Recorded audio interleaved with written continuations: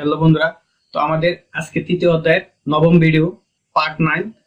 তো আমাদের আজকের বিষয়টা হলো যে কোনো সংখ্যা থেকে দশমিক সংখ্যায় রূপান্তর। আমরা পূর্বে শিখেছিলাম দশমিক সংখ্যা থেকে বাইনারি, দশমিক সংখ্যা থেকে অক্টাল, দশমিক সংখ্যা থেকে হেক্সাডেসিমাল সংখ্যা রূপান্তর পদ্ধতি। তো আজকে আমরা দেখব বাকি তিনটা সংখ্যা পদ্ধতি থেকে কিভাবে আমরা কি পদ্ধতিতে আমরা দশমিক সংখ্যায় রূপান্তর করতে পারি। তো আমাদের আজকের পার্টটা হলো যে কোনো সংখ্যা থেকে দশমিক সংখ্যা রূপান্তর প্রক্রিয়া। তো এখনো যারা আমার চ্যানেলটি সাবস্ক্রাইব করেননি অবশ্যই চ্যানেলটি সাবস্ক্রাইব করবেন এবং ভালো লাগলে লাইক করবেন এবং শেয়ার করবেন। তো চলুন শুরু করা যাক আমাদের আজকের ভিডিও।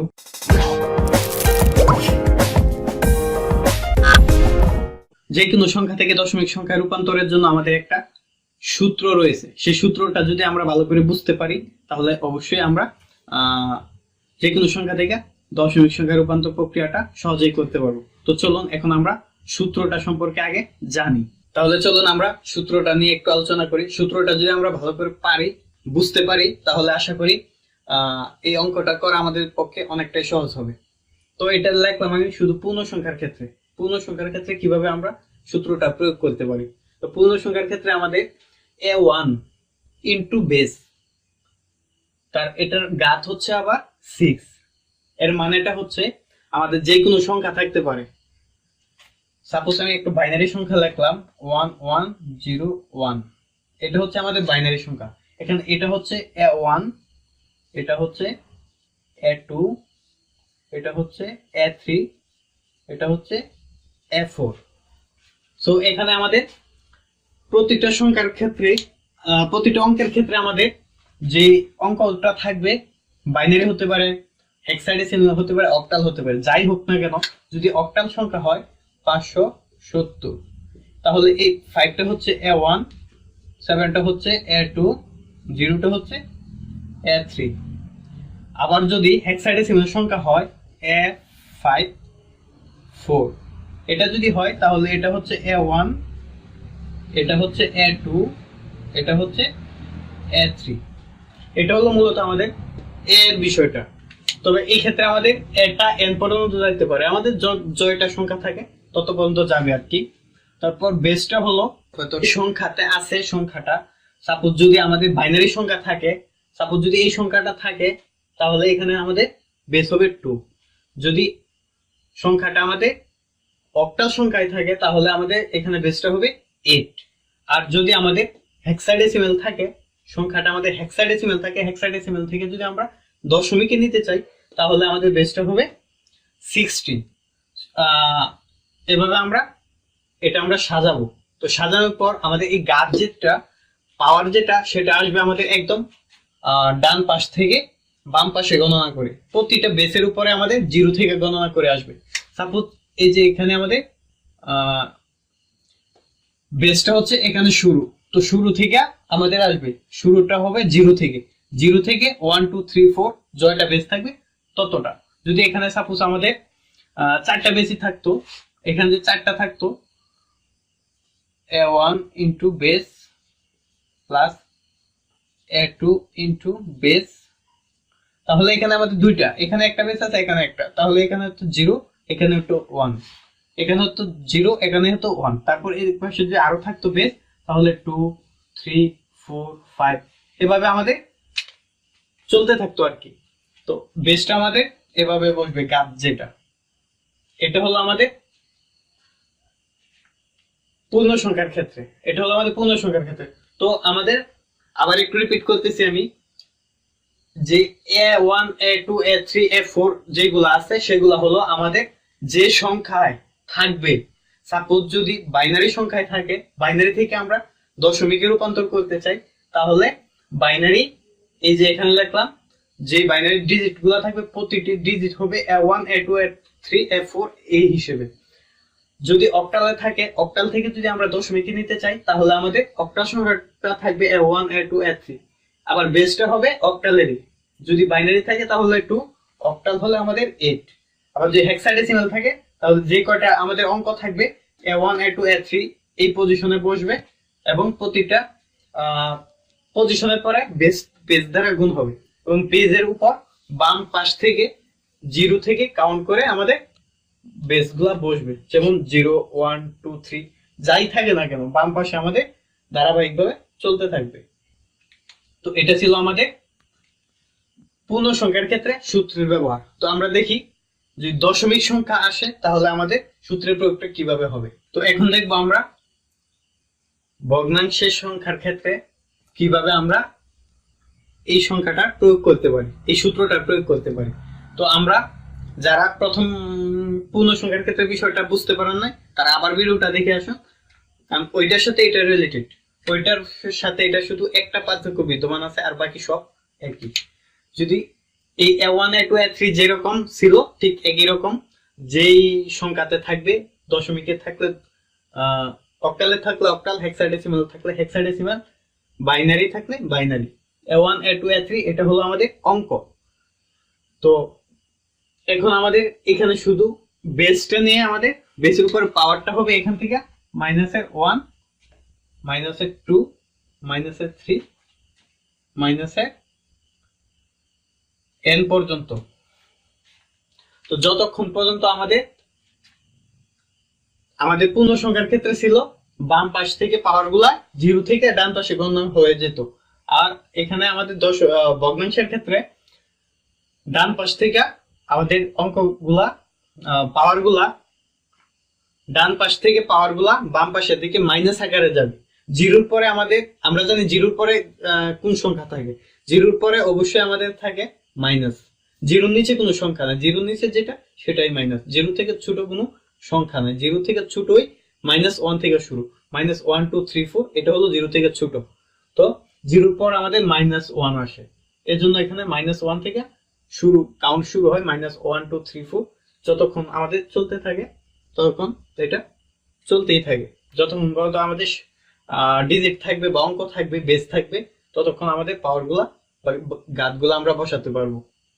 তো এই ছিল আমাদের সূত্রের প্রয়োগ। এখন আমরা চলে যাব একটা গাণিতিক অংশে। তো চলুন এখন আমরা একটা বাইনারি সংখ্যাকে আমরা দশমিক সংখ্যায় রূপান্তর করে দেখি যে আমাদের সূত্রের প্রয়োগটা কিভাবে আমরা করতে পারি। এটা হলো আমাদের বাইনারি সংখ্যা। এখন এই সংখ্যাটা থেকে আমরা দশমিক সংখ্যায় রূপান্তর করব। দশমিক সংখ্যা যদি রূপান্তর করি তাহলে আমরা কি বলছিলাম যে প্রতিটা অঙ্ক আমাদের a1 a2 a3 এভাবে বসবে। তাহলে এই প্রথমে 1টা আসবে 1, তারপর এটা আসবে ইনটু বেস কত, এটার বেসটা আছে আমাদের 2, যেহেতু বাইনারি সংখ্যা সেহেতু আমাদের বেসটা হচ্ছে 2, তারপর হচ্ছে প্লাস, এই যে প্লাস, এই প্লাসটা, তারপর a2 হচ্ছে আমাদের এই 1টা, এই 1 এর সাথে আবার এখানে বেসটা আমাদের গুণ হবে, তারপর প্লাস, এই প্লাসের পর a3টা আছে আমাদের 0, এখানে দিলাম 0, এটার সাথে আবার গুণ হবে বেসটা, বেস গুণ হয়ে আবার এটা যোগ হবে, এখানে আছে আমাদের f4, f4টা হচ্ছে আমাদের 1 এর সাথে 2 গুণ হবে হয়ে এখানে আমাদের যেহেতু আর কিছু নাই আমাদের 4টাই আছে, তো আমরা 4টা লিখলাম। লেখার পর এখন আমরা পাওয়ার গুলা বসাবো। পাওয়ার গুলা কি বলছিলাম, এটা হচ্ছে দশমিক যুক্ত না, সুতরাং এটা হচ্ছে আমাদের পূর্ণ সংখ্যা। পূর্ণ সংখ্যার ক্ষেত্রে আমরা পাওয়ার গুলা ডান পাশ থেকে বাম পাশের দিকে মুভ করব। তো প্রতিটা বেসের উপরে আমার ঘাত গুলা বসবে, পাওয়ার গুলা বসবে। তো এখানে বেসটা হচ্ছে 2, এই 2 থেকে শুরু, তো আমাদের প্রথমটা হয় 0 থেকে 1 2 3 এই সিরিয়াল আসবে, তাহলে এটা হচ্ছে 0, তারপর এটা হচ্ছে 1, তারপর এটা হচ্ছে 2, তারপর এটা হচ্ছে 3। যেহেতু আমাদের এখানে 4টা ডিজিট, প্রতিটার সাথে বেস আছে, সুতরাং 4টা 0 থেকে 3 পর্যন্ত আসলে আমাদের 4টা ডিজিট কভার হইতেছে। সো আমরা এভাবে করলাম, করার পর এখন আমরা এটাকে সমাধান করব। সমাধান করার জন্য এখানে 1, এটা হচ্ছে আমাদের 8, 8 এর সাথে আবার 1 গুণ হয়ে আমাদের হবে 8, প্লাস এখানে হচ্ছে 4 আর 1 গুণ করলে আমাদের হচ্ছে 4, প্লাস আর এই 0 0 সাথে আমাদের যাই থাকে না কেন গুণ করলে সেটা 0ই হয়। তারপর আরেকটা কথা যেটা, সেটা হলো আমাদের কোনো অঙ্কের ঘাত বা পাওয়ার যদি 0 হয় তার মানটা হচ্ছে 1। সাপোজ এটার মানটা যদি আমাদের 50ও হয়, ঘাত বা পাওয়ারটা 1 0 থাকে, তাহলে মানটা হচ্ছে আমাদের 1। সো 2 এর পাওয়ার যেহেতু 0 বা ঘাত 0, সেহেতু এর মানটা হচ্ছে 1। তাহলে 1 1 গুণ করলে আমাদের আসছে 1। এখন আমরা এটিকে যোগ করব, তাহলে হচ্ছে আমাদের 13। এটা হচ্ছে আমাদের দশমিক মান। তো এই মানটা আমাদের হয়েছে কিনা, এই মানটা আমাদের অ্যাকুরেট হচ্ছে কিনা সেটা যাচাই করা আমাদের আরেকটা পদ্ধতি রয়েছে দশমিক সংখ্যায়। সেটা হলো আমাদের সহজ পদ্ধতিতে আমরা বাইনারিটা বের করতাম। এটা হলো 1 2 4 8 বিসিডি কোডের মাধ্যমে আমরা এটা একটু পরীক্ষা করে নিতে পারি। তো এটা আমাদের কত মান ছিল? 1 1 0 1। তো আমাদের এই 8 এই 4 12 12 আর 13। তো আমাদের এটা হচ্ছে 13 বাইনারি। তো দেখেন আমাদের এই বাইনারিটা দশমিক সংখ্যায় রূপান্তর হয়ে গেছে। তো আমরা এভাবে আমরা বাইনারি সংখ্যাকে যেরকম দশমিক সংখ্যায় রূপান্তর করতে পারি, ঠিক একইভাবে আমরা অক্টাল এবং হেক্সাডেসিমালকেও এই সূত্রের মাধ্যমেই আমরা দশমিক সংখ্যায় রূপান্তর করতে পারি। তো চলুন এখন আমরা দেখি 220 অক্টাল এই সংখ্যাটাকে কিভাবে আমরা এই সূত্রের মাধ্যমে দশমিক সংখ্যায় রূপান্তর করতে পারি। তো চলুন, আমাদের a1টা হচ্ছে 2 এর সাথে আমাদের গুণ হবে বেস। বেস মানে যে সংখ্যায় রয়েছে, যে সংখ্যায় আছে সেই সংখ্যার বেসটা দ্বারা আমরা গুণ করব। তাহলে এটা আমাদের আছে অক্টাল সংখ্যায়, সো অক্টাল সংখ্যার বেসটা দ্বারা আমরা গুণ করব। তারপর এটার সাথে a2 বসবে, a2টা হলো 2, এটার সাথে আমাদের গুণ হবে এই বেসটা, যোগ এখানে হচ্ছে 0, a3টা হচ্ছে 0, এটার সাথে গুণ হবে 8। ওকে, আমাদের 3টা ডিজিট লেখা হয়ে গেল। আমাদের 3টা অঙ্ক, এখানে 3টা অঙ্ক আমরা লিখে দিলাম। লেখার পর বেসের উপর এখন আমাদের গাঁট বা পাওয়ার গুলা বসবে। তো এটা হবে এখানে 0 1 2। এটা লেখার পর এখন এটাকে আমরা ক্যালকুলেট করব। করার জন্য 2 ইন্টু 64 প্লাস 2, এটার হচ্ছে 16 প্লাস এটা হচ্ছে 0। 64 দুগুণে 128 আর এটা হচ্ছে 16, হচ্ছে আমাদের 144। এটা হচ্ছে আমাদের দশমিক মান। তো এই সূত্রটা প্রয়োগ করে আমরা এভাবে আমরা মানগুলা বের করতে পারি। সাপোজ এই সংখ্যাটা যদি আমাদের হেক্সাডেসিমাল সংখ্যা হইতো, এখানে থাকতো 16, তাহলে আমাদের এখানে গুণ হইতো 16। এখানে শুধু আমরা 16 গুণ করে দিতাম, 16 গুণ করে এখানে আমরা মান বসাইতাম। এখানে 16 গুণ করে আমরা বাকি মানগুলো আমরা বের করলে আমাদের হেক্সাডেসিমাল সংখ্যাও এখান থেকে হেক্সাডেসিমাল সংখ্যা থেকেও আমরা দশমিক সংখ্যা রূপান্তর পেয়ে যেতাম।